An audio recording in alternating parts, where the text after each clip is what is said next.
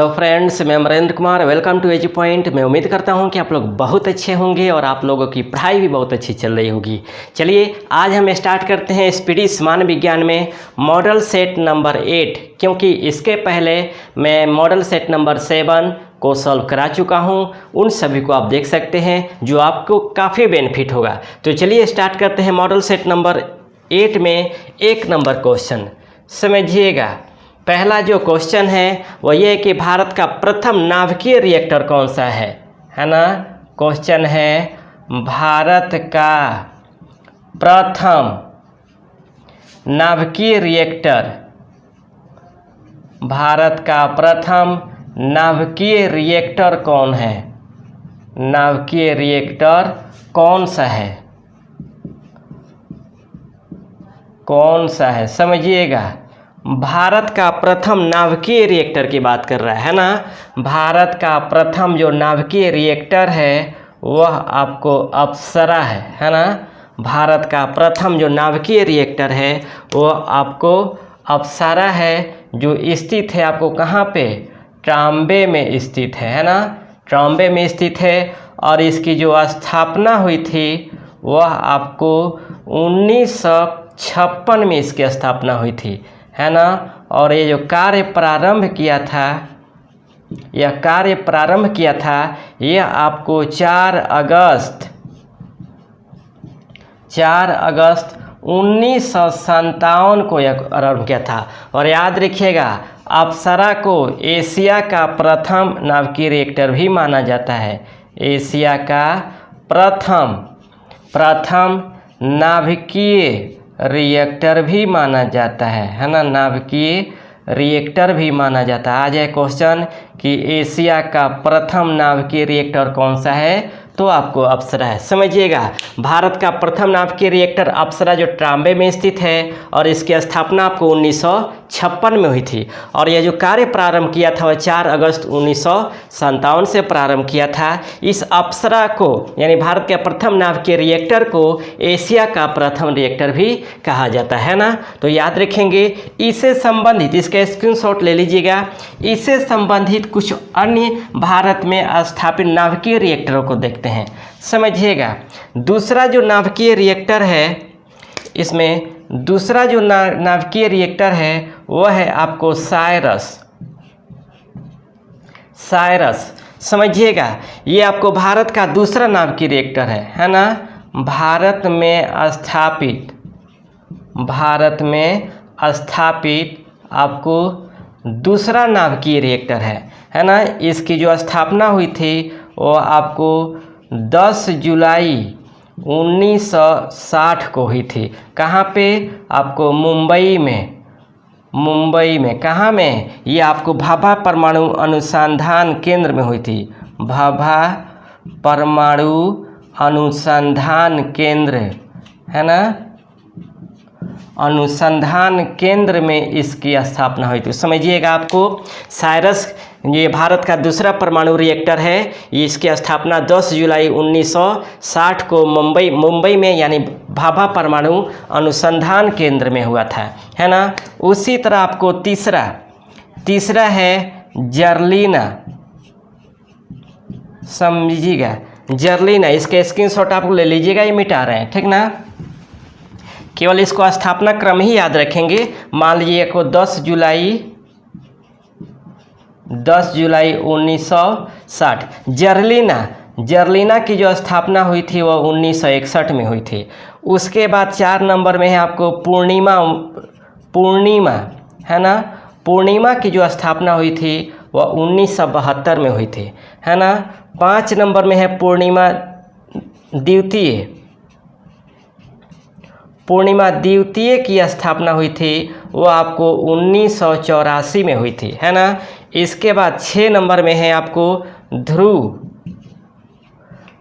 की जो स्थापना हुई थी यह आपको 1985 में हुई थी, है ना। और 7 नंबर में है आपको पूर्णिमा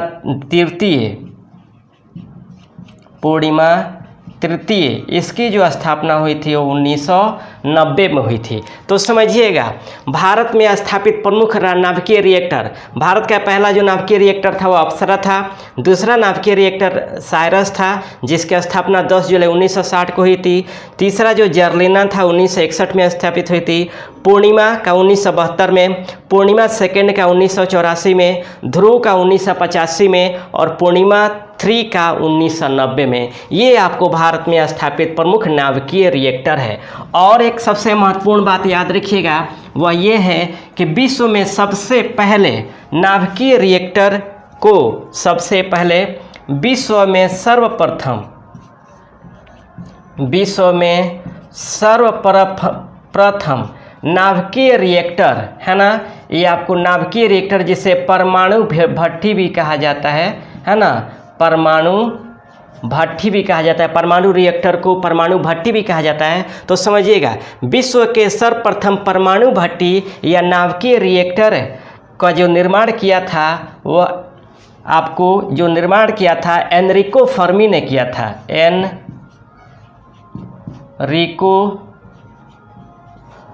फर्मी ने 1942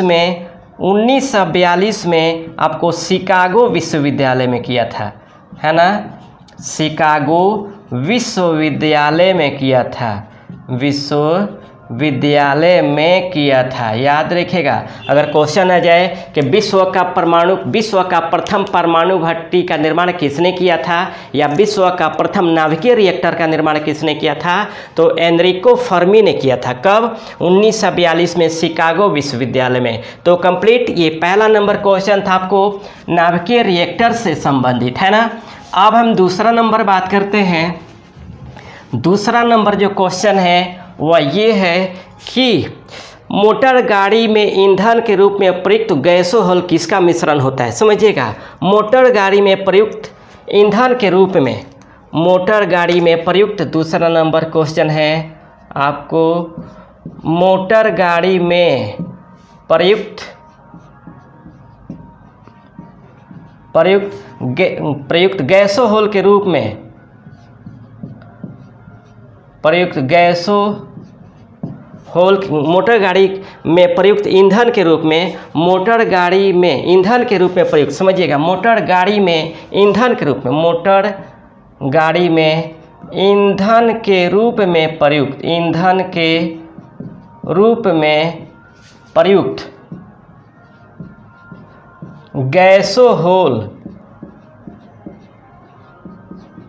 गैसोहॉल किसका मिश्रण होता है ना, किसका मिश्रण होता है। समझिएगा, किसका मिश्रण होता है। याद रखिएगा, मोटर गाड़ी में प्रयुक्त ईंधन, मोटर गाड़ी में ईंधन के रूप में प्रयुक्त जो गैसोहॉल होता है यह आपको पेट्रोल एवं एल्कोहल का मिश्रण होता है ना, एल्कोहल का मिश्रण होता है। तो समझिएगा, मोटर गाड़ी में ईंधन के रूप में प्रयुक्त जो गैसोहॉल है यह किसका मिश्रण होता है, तो आपको पेट्रोल एवं एल्कोहल का मिश्रण होता है। ये बहुत ही इंपॉर्टेंट क्वेश्चन है और बहुत बार ये क्वेश्चन पूछा गया है, ठीक ना। तो ये आपको दूसरा नंबर क्वेश्चन था। अब तीसरा नंबर जो क्वेश्चन है वह ये है कि वायुयान की चाल तथा ध्वनि के चाल के अनुपात को क्या कहा जाता है। समझिएगा, तीसरा नंबर क्वेश्चन है आपको वायुयान के चाल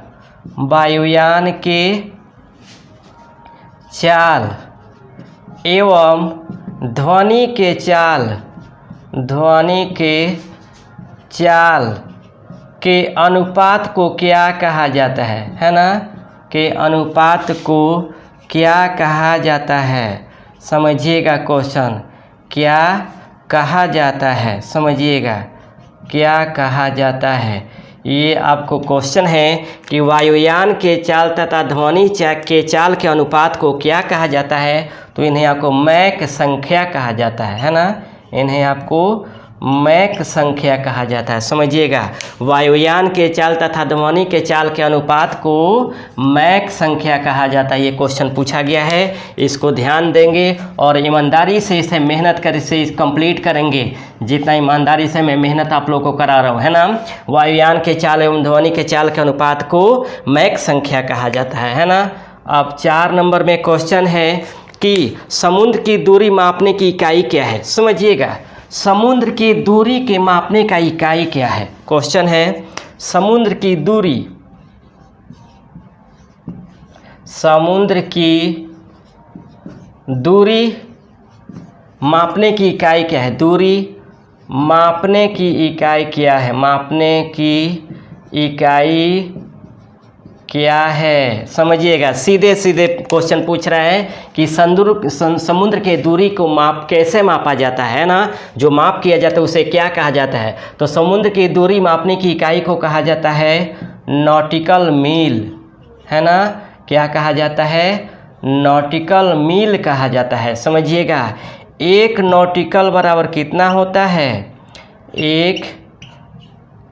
एक नॉटिकल जो बराबर जो होता है वह 1.85 किलोमीटर होता है। 1.85 किलोमीटर है में तो होता है, लेकिन अगर मीटर में बात किया जाए तो 1800 आपको 52 मीटर में अगर बात किया जाए तो आपका 1852 मीटर होता है ना। आपको एक नॉटिकल मीटर बराबर 1852 मीटर होता है ना।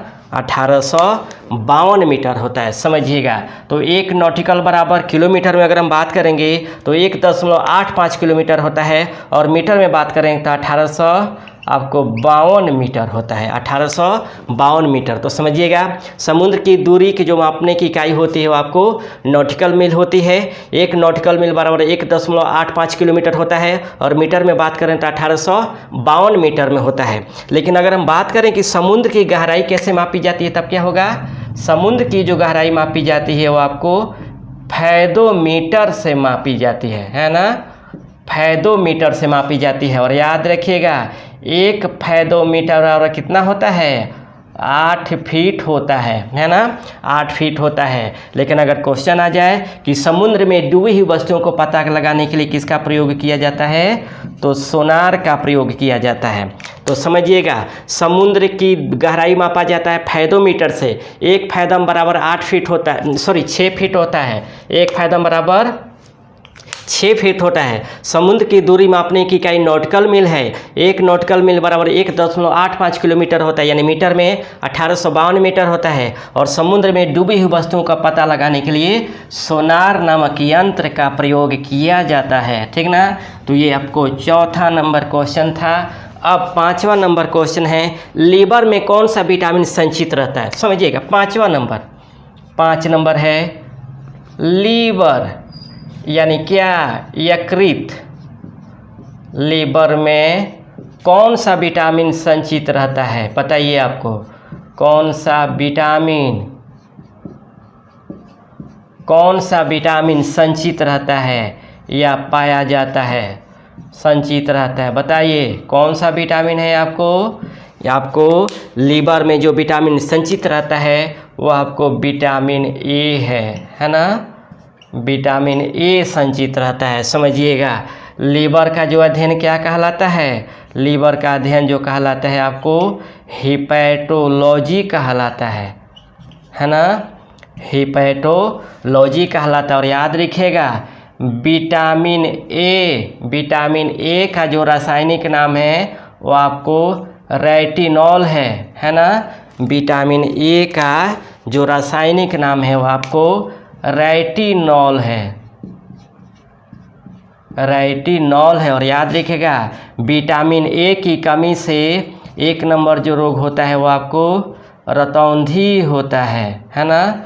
रतौंधी होता है। और 2 नंबर जो रोग होता है आपको जीरोप्थैल्मिया होता है ना। जीरोप्थैल्मिया रोग होता है। और जो विटामिन ए है ये आपको वसा में घुलनशील विटामिन है। वसा में घुलनशील आपको विटामिन है। समझिएगा फिर से, लीवर में जो संचित रहता है वो विटामिन ए संचित रहता है। लीवर का वैज्ञानिक अध्ययन हिपैटोलॉजी कहलाता है और विटामिन ए का रासायनिक नाम रेटिनॉल होता है। इसके कमी से रतौंधी और जीरोप्थैल्मिया नामक रोग होता है और यह वसा में घुलनशील विटामिन होता है ना, वसा में घुलनशील विटामिन होता है। अब हम बात करते हैं 6 नंबर। समझिएगा 6 नंबर जो क्वेश्चन है वह है कि लैंगरहैंस द्वीप कहाँ पाए जाते हैं। समझिएगा 6 नंबर जो क्वेश्चन है आपको, लैंगरहैंस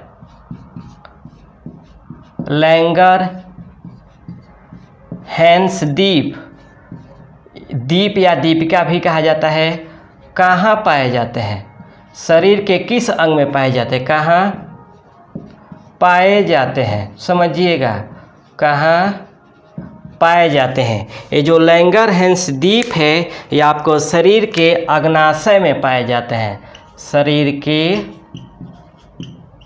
अग्नाशय में पाया जाता है। जो लैंगरहैंस द्वीप है, ये जो लैंगरहैंस जो ये द्वीप है ये आपको शरीर के अग्नाशय में पाया जाता है। और याद रखिएगा अग्नाशय से ही इंसुलिन स्रावित होता है ना, इंसुलिन आपको स्रावित होता है यानी निकलता है। और याद रखिएगा इंसुलिन के कमी से ही आपको मधुमेह नामक रोग होता है ना, मधुमेह नामक रोग होता है। इंसुलिन के कमी से आपको मधुमेह नामक रोग होता है। और याद रखिएगा इंसुलिन का खोज किसने किया था, इंसुलिन का खोज किया था बेंटिंग एंड वेस्ट ने, है ना, बेंटिंग एंड वेस्ट ने। तो फिर समझिएगा लैंगरहैंस की दीपिका जो पाई जाती है वो अग्नाशय में पाई जाती है। अग्नाशय से इंसुलिन नामक हार्मोन का उत्सर्जन होता है और इंसुलिन की कमी से मधुमेह नामक रोग होता है। और इंसुलिन का जो खोज किया था बेंटिंग एंड वेस्ट ने किया था। ये आपको 6 नंबर क्वेश्चन है ना। अब हम बात करते हैं 7 नंबर। 7 नंबर जो है वह ये है कि ग्रहों के गति का नियम का प्रतिपादन किसने किया था। समझिएगा 7 नंबर, ग्रहों के गति के नियम का प्रतिपादन किसने किया था।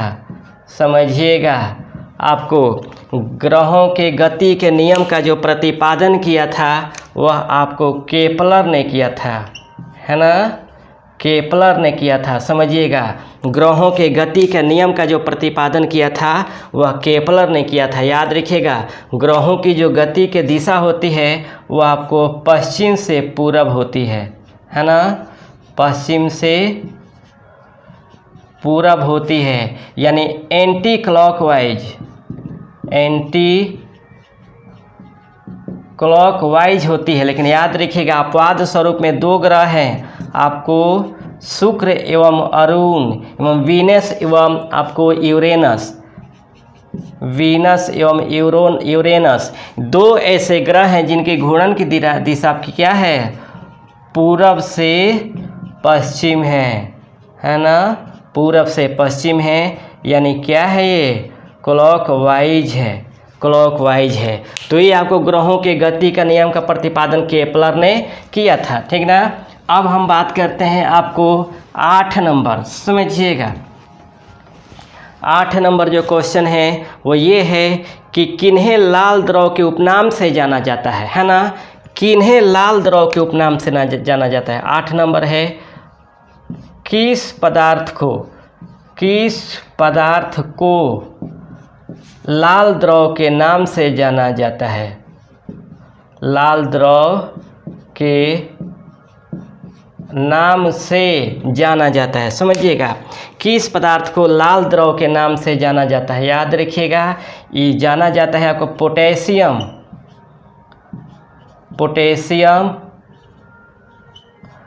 पोटेशियम परमैंगनेट को जाना जाता है ना, पोटेशियम परमैंगनेट को जाना जाता है। याद रखिएगा, लाल द्रव के रूप में पोटेशियम परमैंगनेट को जाना जाता है। ये क्वेश्चन पूछा गया है रेलवे में कि किस पदार्थ को लाल द्रव के नाम से जाना जाता है, तो पोटेशियम परमैंगनेट को आपको लाल द्रव के नाम से जाना जाता है ना। इसके स्क्रीनशॉट आप लोग लेंगे।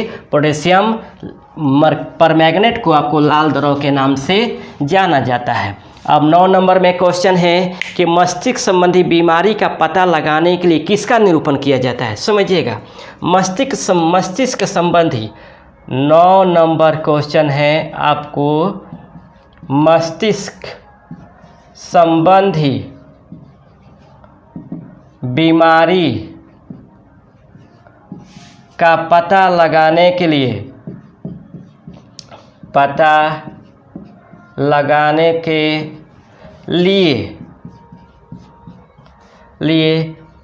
किसका निरूपण किया जाता है, किसका निरूपण किया जाता है। समझिएगा, मस्तिष्क संबंधी बीमारी का पता लगाने के लिए किसका निरूपण किया जाता है। याद रखिएगा, मस्तिष्क संबंधी बीमारी को पता लगाने के लिए EEG का, है ना, EEG का प्रयोग किया जाता है ना। मस्तिष्क संबंधी बीमारी का पता लगाने के लिए EEG का प्रयोग किया जाता है। यानी है आपको इलेक्ट्रोइंसेफलोग्राफ का पता लगाया जाता है ना। इलेक्ट्रोइंसेफलोग्राफ का पता लगाया जाता है। इसका खोज किसने किया था मालूम है? इसका खोज किया था आपको हंस बर्गर ने, है ना। इसका खोज किया था हंस बर्गर ने। इसी तरह अगर हम बात करें हृदय संबंधी बीमारियों का निरूपण करने के लिए, हृदय, समझिएगा, आपको हृदय से संबंधित बीमारियों को पता लगाने के लिए किसका निरूपण किया जाता है? ECG का किया जाता है। ECG का प्रयोग किया जाता है। ECG मतलब क्या है? आपको इलेक्ट्रोकार्डियोग्राफ का उपयोग किया जाता है। इसका खोज किसने किया था? इसका खोज आपको इंथोवेन ने किया था, है ना। इंथोवेन ने किया था। इसी तरह समझिएगा, मांसपेशी में हुए बीमारियों को पता लगाने के लिए जो प्रयोग किया जाता है वो आपको EMG का प्रयोग किया जाता है। मांसपेशियों में जो बीमारी होती है उसका पता लगाने के लिए EMG का प्रयोग किया जाता है। यानी आपको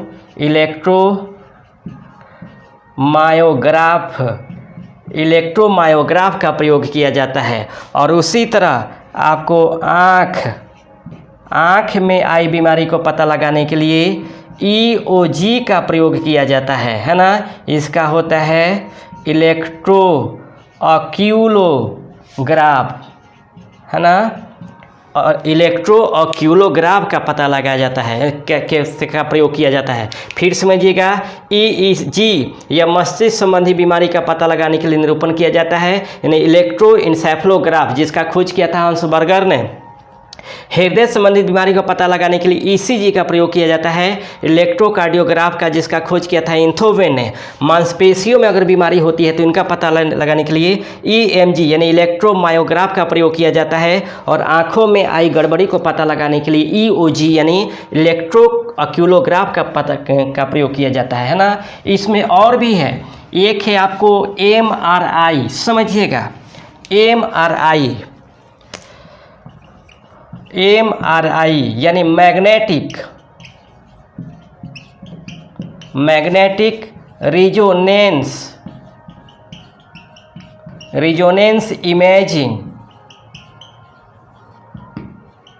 समझिएगा, मैग्नेटिक रिजोनेंस इमेजिंग ये संपूर्ण शरीर का जांच किया जाता है ना। इसे आपको संपूर्ण शरीर का जांच किया जाता है। और एक है आपको CT स्कैन। इसका जो खोज किया था आपको ब्लाच एंड पर्सेल, है ना। ये जो MRI का खोज किया था आपको ब्लाच एंड पर्सेल ने किया था, है ना। ब्लाच एंड पर्सेल ने इसका खोज किया था। एमआरआई का जो खोज किया था, एमआरआई का वो ब्लाच एंड पर्सेल ने किया था। और एक आता है सीटी स्कैन, समझिएगा। सीटी स्कैन में मस्तिष्क की जांच की जाती है ना। सीटी स्कैन में आपको मस्तिष्क में आए चोटों की जांच की जाती है, मस्तिष्क की जांच की जाती है। और समझिएगा, इसका जो खोज किया था वह गॉडफ्रे हंसफील्ड ने किया था। गॉडफ्रे हंसफील्ड ने किया था, है ना। गॉडफ्रे हंसफील्ड ने इसका खोज किया था। तो एमआरआई का खोज ब्लाच एंड पर्सेल और सीटी स्कैन का खोज गॉडफ्रे हंसफील्ड ने किया था। और एक सबसे महत्वपूर्ण आपको डिवाइस है, वो है आपको ECMO, समझिएगा।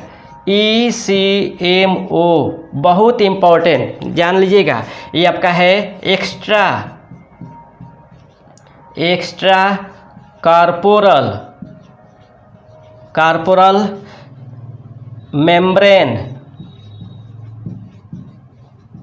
मेम्ब्रेन ऑक्सीजनेशन, है ना, ऑक्सीजनेशन, समझिएगा। ये जो है आपको लाइफ सपोर्ट डिवाइस है ना। ये जो है आपको लाइफ सपोर्ट डिवाइस है ना। यानी आपको जीवन रक्षक यंत्र है, डिवाइस है, आपको लाइफ सपोर्ट डिवाइस है, जीवन रक्षक यंत्र है, समझिएगा। इस ECMO का प्रयोग तभी किया जाता है जब व्यक्ति के फेफड़े और दिल काम करना बंद कर देता है ना। ECMO यानी वेंटिलेटर की तरह है, ये वेंटिलेटर की तरह है। जब व्यक्ति का नेचुरली तरीके से, प्राकृतिक रूप से फेफड़े और हृदय काम करना बंद कर देता है, यानी नेचुरली जो ऑक्सीजन नहीं ले पाता है, तब उसे ECMO लाइफ सपोर्ट डिवाइस पर रखा जाता है। जिस तरह वेंटिलेटर होता है उससे कहीं ज़्यादा ये उच्च कोटि का होता है। ECMO इस पर रखा जाता है और उसको जीवित करने का प्रयास किया जाता है। सर्वप्रथम इस डिवाइस पर जयललिता को रखा गया था, है ना। सर्वप्रथम इस डिवाइस पर जयललिता को रखा गया था। तो ये आपको था 9वां नंबर क्वेश्चन। अब हम बात करते हैं 10वें नंबर में, समझिएगा। 10वां नंबर जो क्वेश्चन है वो ये है कि स्वाइन फ्लू कैसा रोग है, समझिएगा। 10 नंबर जो क्वेश्चन है वह आपको स्वाइन फ्लू, 10 नंबर जो क्वेश्चन है आपको स्वाइन फ्लू कैसा रोग है, समझिएगा। स्वाइन फ्लू कैसा रोग है, समझिएगा। ये जो स्वाइन फ्लू है ये आपको विषाणु जनित रोग है ना। ये आपको विषाणु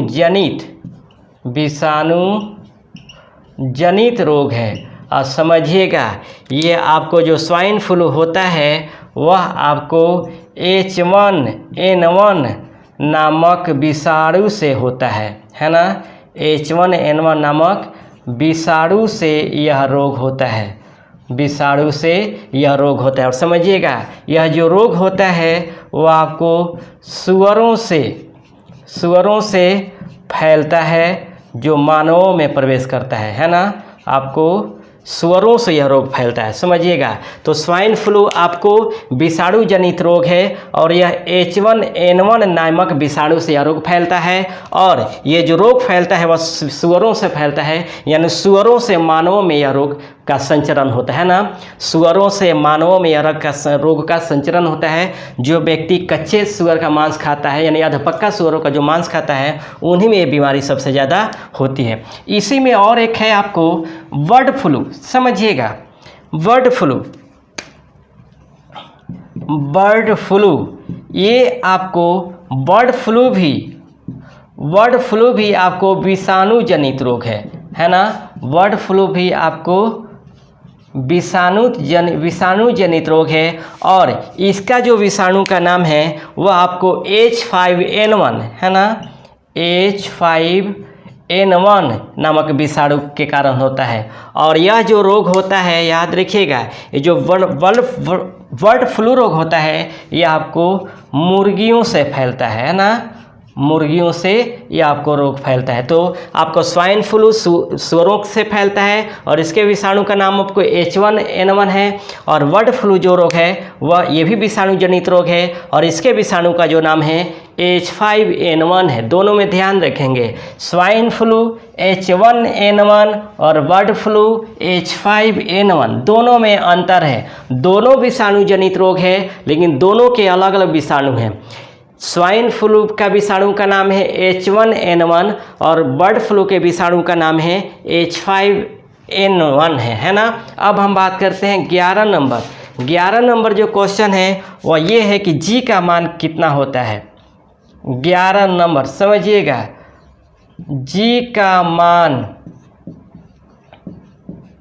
कितना होता है, कितना होता है समझिएगा। G का जो मान होता है वो आपको, ये G का जो मान होता है 9.8 मीटर स्क्वायर सेकेंड स्क्वायर होता है ना। आपको G का जो मान होता है 9.8 मीटर प्रति सेकेंड स्क्वायर होता है। समझिएगा, पृथ्वी के ध्रुवों पर G का मान, पृथ्वी के ध्रुवों पर G का मान आपको अधिक होता है और विषुवत पर कम होता है ना। आपको पृथ्वी के ध्रुवों पर जो G का मान होता है, समझिएगा, पृथ्वी के ध्रुव पर, पृथ्वी के ध्रुवों पर G का मान आपको अधिक होता है। एक एक चीज़ इसे समझा दे रहे हैं, समझिएगा। पृथ्वी के ध्रुव पर G का मान अधिक होता है जबकि विषुवत रेखा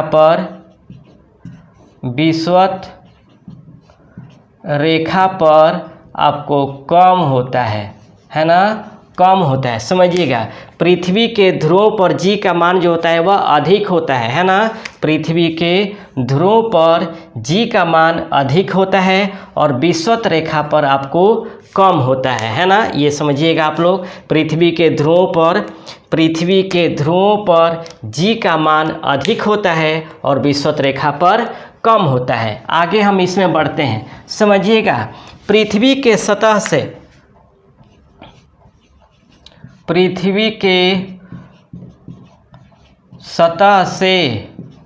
जब हम ऊपर जाते हैं और नीचे जाते हैं तो समझिएगा, पृथ्वी के सतह से जब ऊपर जाते हैं और नीचे जाते हैं तो G का जो मान होता है वो आपको घटता है ना। G का मान घटता है। समझिएगा, पृथ्वी के सतह से जब हम ऊपर जाते हैं या नीचे जाते हैं तो G का मान घटता है, G का मान घटता है। फिर समझिएगा, पृथ्वी के सतह से जब हम ऊपर जाते हैं या नीचे जाते हैं तो G का मान घटता है ना। इसी में और है पृथ्वी के घूर्णन के गति। समझिएगा, पृथ्वी के घूर्णन की गति, समझिएगा, पृथ्वी के घूर्णन के गति के घटने पर, पृथ्वी के घूर्णन गति के बढ़ने पर,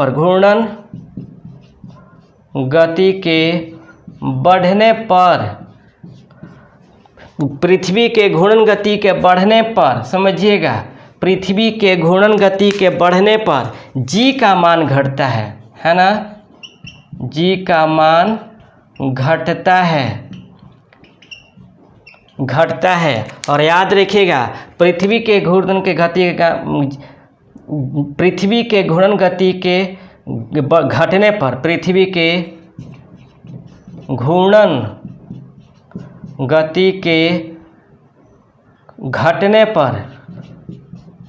घटने पर G का मान बढ़ता है ना। G का मान बढ़ता है, एकदम विपरीत होता है, समझिएगा। पृथ्वी के घूर्णन गति जब बढ़ता है, सीधे समझिएगा, पृथ्वी के घूर्णन गति जब बढ़ता है तब जी का मान घटता है, और पृथ्वी के घूर्णन गति जब घटता है तो जी का मान बढ़ता है, ये ध्यान रखेंगे। इसमें और एक है कि पृथ्वी के केंद्र में जी का मान क्या होता है ना, पृथ्वी के केंद्र पर, पृथ्वी के केंद्र पर जी का मान, समझिएगा, पृथ्वी के केंद्र पर जी का जो मान होता है वह आपको शून्य होता है ना, जी का मान शून्य होता है। फिर समझिएगा, जी का जो मान होता है, पृथ्वी पर जो जी का मान होता है वह आपको 9.8 मीटर प्रति सेकेंड स्क्वायर होता है। कंप्लीट। अब समझिएगा, फिर आपको पृथ्वी के ध्रुव पर जी का जो मान होता है वह बढ़ता है, यानी अधिक होता है, और विषुवत रेखा पर कम होता है ना। फिर समझिएगा, पृथ्वी के घूर्णन गति के बढ़ने पर जी का मान घटता है, और पृथ्वी के घूर्णन गति के घटने पर जी का मान बढ़ता है ना। उसके बाद है पृथ्वी के केंद्र पर जी का जो मान होता है वो आपको शून्य होता है। और एक पॉइंट याद रखिएगा, पृथ्वी के सतह से जब हम ऊपर जाते हैं या नीचे जाते हैं तो जी का मान घटता है ना, जी का मान घटता है। ये हमारा पृथ्वी पर जी का मान था, ठीक ना। अब हम बात करते हैं 12 नंबर। 12 नंबर जो क्वेश्चन है वह ये है कि पृथ्वी के लिए पलायन वेग का मान क्या है। समझिएगा, पृथ्वी के लिए 12 नंबर है, पृथ्वी के लिए पलायन वेग कितना है, पलायन वेग कितना है। समझिएगा, पृथ्वी के लिए जो पलायन वेग है वो आपको 11.2 किलोमीटर प्रति सेकेंड है ना। पृथ्वी के लिए जो पलायन वेग है वो आपको 11.2 किलोमीटर प्रति सेकेंड है। यहीं पे सूर्य के लिए भी देख लेते हैं। सूर्य के लिए जो पलायन वेग है,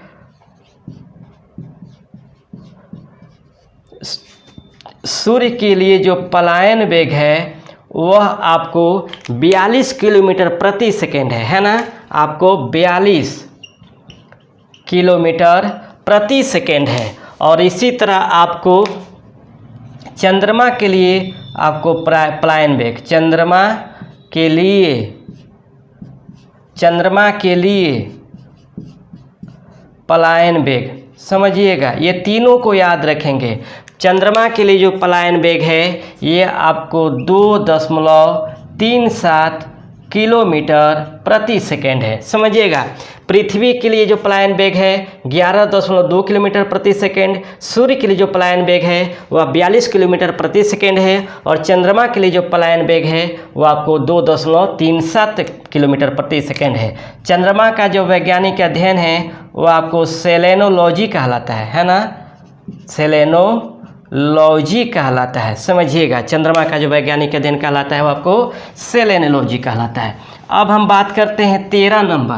13 नंबर जो क्वेश्चन है वो ये है कि पृथ्वी से सतह पर ऊपर जाने पर वायुमंडलीय दबाव पर क्या प्रभाव पड़ता है। समझिएगा, 13 नंबर पर पृथ्वी के सतह से ऊपर जाने पर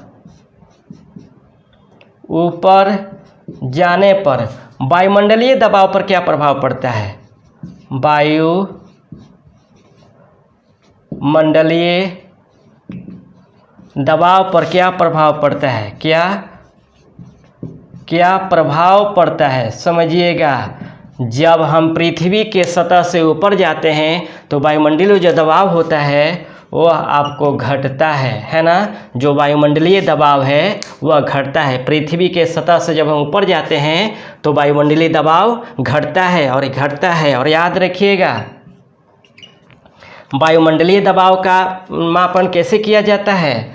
आपको वायुमंडलीय दाब का जो मापन किया जाता है आपको बैरोमीटर से किया जाता है ना, बैरोमीटर से किया जाता है। वायुमंडलीय दाब का जो मापन किया जाता है वो आपको बैरोमीटर से किया जाता है। और याद रखिएगा, बैरोमीटर का पाठ्यांक अचानक नीचे गिरने लगे तो उसे क्या संकेत होता है, आंधी तूफान का संकेत होता है ना, आंधी तूफान का संकेत होता है। समझिएगा, वायुमंडलीय यानी बैरोमीटर का जो पाठ्यांक हो वो अचानक गिरने लगे, यानी जो पारा है जो अचानक नीचे गिरने लगे, तब उससे जो संकेत होता है वह मौसम में आंधी तूफान का संकेत होता है ना। और पृथ्वी के सतह से जब हम ऊपर जाते हैं तो वायुमंडलीय दबाव घटता है ना। और वायुमंडलीय दबाव का जो मापन किया जाता है वो बैरोमीटर से किया जाता है, और बैरोमीटर का जो पाठ्यांक अचानक नीचे गिरने लगे तो मौसम में आंधी तूफान का संकेत होता है ना। अब हम बात करते हैं 14 नंबर, किसी ठोस पदार्थ के, समझिएगा 14 नंबर क्वेश्चन है आपको, किसी ठोस पदार्थ के, किसी ठोस पदार्थ के बिना द्रव अवस्था में, बिना द्रव में बदले, बिना द्रव में बदले सीधे वाष्प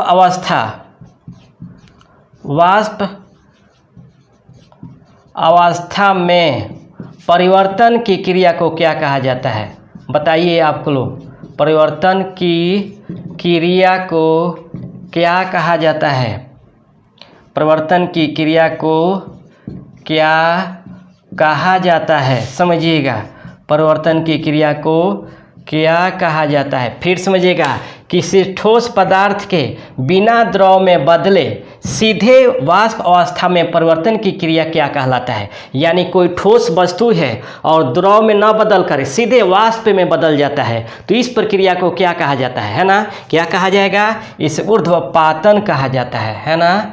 इसे ऊर्ध्वपातन कहा जाता है। समझिएगा, सबसे इम्पोर्टेंट ये क्वेश्चन पूछा गया है। फिर समझिएगा, यदि कोई ठोस वस्तु है और वह ठोस वस्तु द्रव में न बदल करके सीधे वाष्प में बदल जाता है, तब उस क्रिया को ऊर्ध्वपातन कहा जाता है। समझिएगा, ये क्वेश्चन है। इससे रिलेटेड और एक क्वेश्चन आया हुआ है कि ठोस कपूर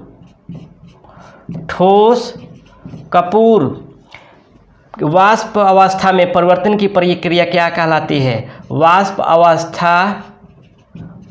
अवस्था में परिवर्तन की क्रिया क्या कहलाती है? समझिएगा, ठोस कपूर का वाष्प अवस्था में परिवर्तन की क्रिया क्या कहलाती है? तो यही आपको ऊर्ध्वपातन कहलाती है। ऊर्ध्वपातन कहलाता है। यानी कोई ठोस पदार्थ है वह द्रव में न चेंज हो करके सीधे वाष्प में चेंज होता है, उसे ऊर्ध्वपातन कहा जाता है ना। ऊर्ध्वपातन कहा जाता है। इसका ठोस कपूर जो है आपका इसका उदाहरण है। ये क्वेश्चन ये भी पूछा गया है, क्वेश्चन कपूर के बारे में क्वेश्चन पूछा गया है कि ठोस कपूर का सीधे वाष्प अवस्था में परिवर्तन की क्रिया क्या कहलाती है? तो ऊर्ध्वपातन कहलाती है ना। ये आपका 14 नंबर था। अब 15 नंबर जो क्वेश्चन है कि वह है आपको ठोस से द्रव में पदार्थ की अवस्था का परिवर्तन क्या कहलाता है? समझिएगा, 15 नंबर, ठोस से द्रव में पदार्थ की अवस्था का परिवर्तन, पदार्थ का अवस्था का अवस्था का परिवर्तन क्या कहलाता है? समझिएगा, ये भी सबसे इम्पोर्टेंट और सबसे आसान, थोड़ा सा दिमाग लगाएंगे, है ना। क्या कहलाता है? ठोस से द्रव में पदार्थ का अवस्था का परिवर्तन क्या कहलाता है? ठोस से द्रव में पदार्थ का अवस्था का परिवर्तन क्या कहलाता है? वह गलन कहलाता है ना। आपको गलन कहलाता है। कहने का मतलब है कि कोई ठोस पदार्थ है, वह ठोस पदार्थ गल करके द्रव अवस्था में चला जाता है, वह आपको लिक्विड अवस्था में चला जाता है, तब उस अवस्था को गलन कहा जाता है ना। ये आपका 15 नंबर क्वेश्चन था। अब हम बात करते हैं आपको 16 नंबर जो क्वेश्चन है, 16 नंबर जो क्वेश्चन है वह कि रेफ्रिजरेटर में थर्मोस्टेट का कार्य क्या होता है? समझिएगा, 16 नंबर, रेफ्रिजरेटर में थर्मोस्टेट का क्या कार्य होता है? थर्मोस्टेट का क्या कार्य होता है? समझिएगा, रेफ्रिजरेटर में थर्मोस्टेट का जो कार्य होता है वह एक समान तापमान को बनाए रखना होता है ना। रेफ्रिजरेटर में जो थर्मोस्टेट का जो कार्य होता है वह एक समान एक समान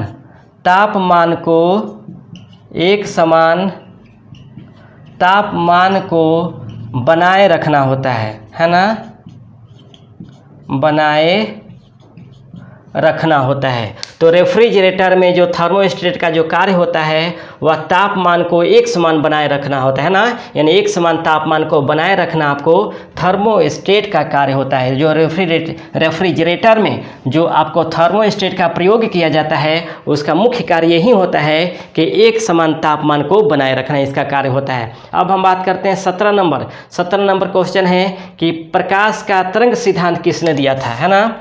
17 नंबर है आपको प्रकाश का तरंग सिद्धांत, प्रकाश का तरंग सिद्धांत का प्रतिपादन, प्रकाश का तरंग सिद्धांत का प्रतिपादन किसने किया, तरंग सिद्धांत का प्रतिपादन किसने किया था, समझिएगा। प्रकाश का तरंग सिद्धांत का जो प्रतिपादन किया था वह आपको हाइगेंस ने किया था, है ना, आपको हाइगेंस ने किया था। आ जाए क्वेश्चन कि प्रकाश का तरंग सिद्धांत का प्रतिपादन किसने किया था, तो प्रकाश के तरंग सिद्धांत का जो प्रतिपादन किया था वो आपको हाइगेंस ने किया था, है ना। अब हम 18 नंबर में बात करते हैं कि किसने सर्वप्रथम दिखाया कि प्रकाश तरंगों का विवर्तन होता है ना। 18 नंबर समझिएगा, 18 नंबर में क्वेश्चन है कि सबसे पहले किसने यह दिखाया कि प्रकाश तरंगों का विवर्तन होता है ना। 18 नंबर है सर्वप्रथम किसने दिखाया कि प्रकाश तरंगों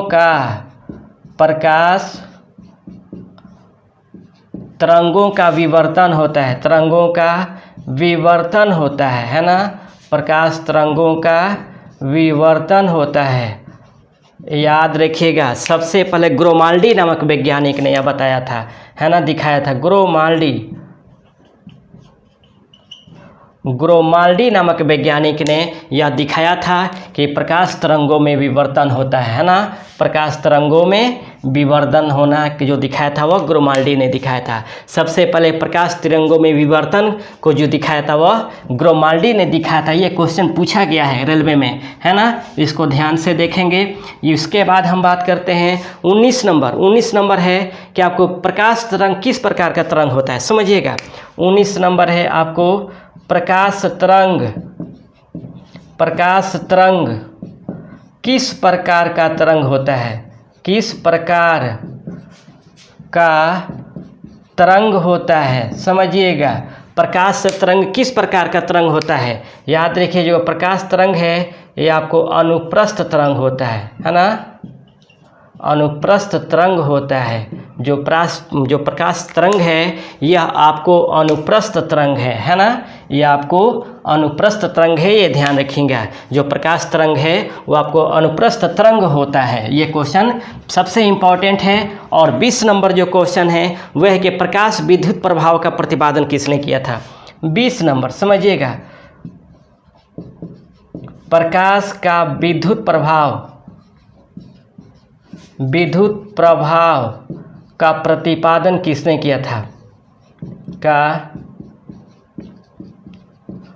प्रतिपादन किसने किया था, है ना, प्रतिपादन किसने किया था, समझिएगा किसने किया था। प्रकाश विद्युत प्रभाव का प्रतिपादन किसने किया था, तो इसको किया था आपको अल्बर्ट आइंस्टीन ने, है ना, अल्बर्ट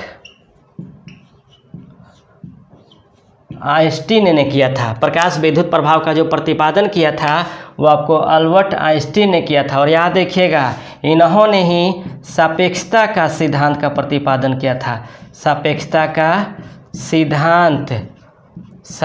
का सिद्धांत का प्रतिपादन किया